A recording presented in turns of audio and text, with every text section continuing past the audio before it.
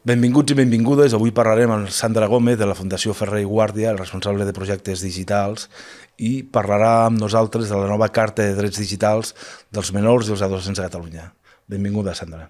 Gràcies, Ramon. Doncs el Manifest dels Drets Digitals de la Infància i l'Adolescència de Catalunya és un projecte de reflexió i de reivindicació que té la particularitat que dona una veu molt protagonista a aquests col·lectius, no? Als propis infants i adolescents, tant durant el procés com en el propi resultat, que és el manifest. És un projecte que permet algunes singularitats que m'agradaria destacar. Per una banda, és un projecte que arriba a un volum molt alt de participació, no? Arribem a més de 800 infants i adolescents d'arreu de tot el territori. I aquí hi ha dos elements que són cabdals. D'una banda, que arribem a una diversitat territorial àmplia, és a dir, tenim representació de territoris urbans, de territoris rurals, de zones metropolitanes, de zones més perifèriques, però també arribem a una diversitat de situacions socioeconòmiques i socioeducatives diverses, no? Des de barris o centres d'alta complexitat, barris amb situacions socioeconòmiques potser més desafavorides, o centres que prèviament ja han fet processos de reflexió sobre el seu ús de les tecnologies digitals i per tant ja tenien com una mica del camí fet. Això per una banda. I d'altra banda, és un projecte que és singular pel procés i pel resultat, no? En el procés, en un primer moment, el que volem és analitzar quina és la seva realitat i, per tant, quin ús fan en el seu dia a dia, quins neguits tenen, amb quins problemes es troben, com els resolen o en qui busquen ajuda, i en un segon moment els hi retornem tots aquests resultats, no només com a criteri del propi procés de participació, sinó perquè ells i elles decideixin què volen fer de tota aquesta informació. I aquí és on es produeix el moment realment transformador, perquè comencem a treballar amb ells i elles en clau de drets, no? Que es facin seu aquests drets i que, per tant, puguin analitzar si allò que ens han dit que passa en el seu dia a dia concorda o no amb els drets que tenen reconeguts. I a partir d'aquí, com creem, no? Com fem aquestes reivindicacions. I llavors són ells i elles mateixes les que en un moment determinat del procés decideixen que el que volen fer amb totes aquestes demandes que tenen és construir un manifest. Per tant, el manifest no és un element que ve donat prèviament, no és un encàrrec que els hi donem, sinó que surt de la voluntat de tot aquest procés de construcció.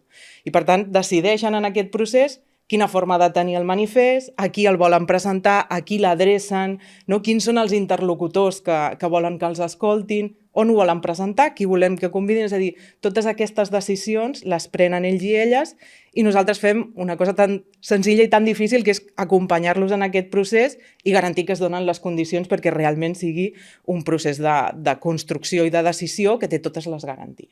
I amb aquestes 800 entrevistes que han tingut amb aquests nois i noies, quines són les reivindicacions que ells com a infants i adolescents ens fan als adults, als pares, a les mares?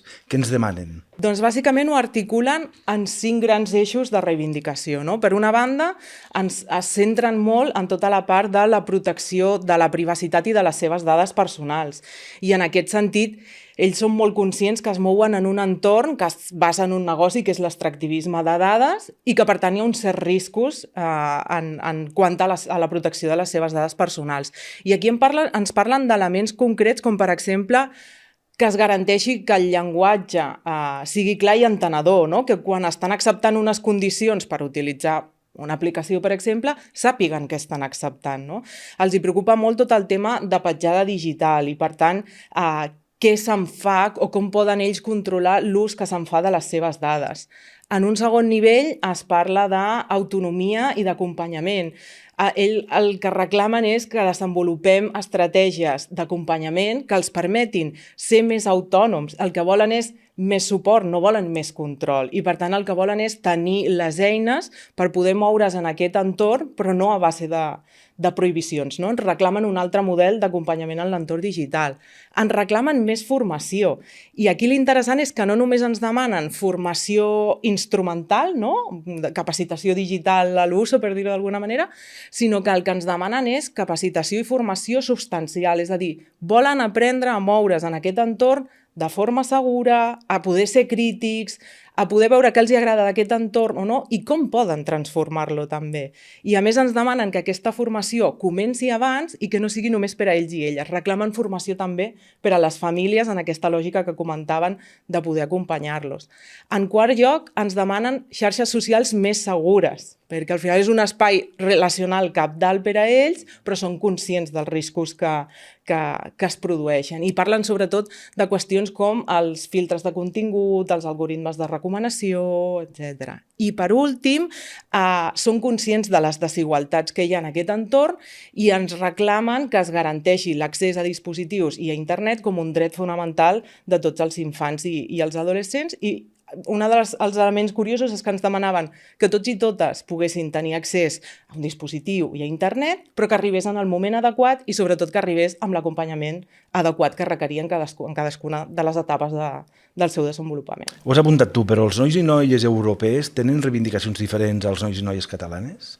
En realitat, a trets generals podríem dir que no, que les reivindicacions són molt similars perquè al final hi ha un element que és evident, que és que es mouen en un entorn digital que és el mateix, no? Al final, el nostre entorn digital està configurat en mans de grans corporacions i, per tant, l'entorn i les dinàmiques i les situacions que es troben són similars. Ara bé, hauríem de veure cadascuna de les situacions particulars, perquè l'estat de la protecció dels drets dels infants depèn moltes vegades de qüestions molt estructurals i, per tant, en funció de la seva situació socioeconòmica, del sistema educatiu, de la situació de la família i la capacitat que tingui per acompanyar. No? Al final, per acompanyar necessitem temps per estar presents. Tot això són elements, el capital cultural, el capital social, que faran que canviïn tant la seva situació com les reivindicacions que faran al respecte. Molt bé, ja per acabar, dona'ns uns consells als progenitors, a les mares i als pares, als adolescents i als menors respecte a la Carta de Drets Digitals.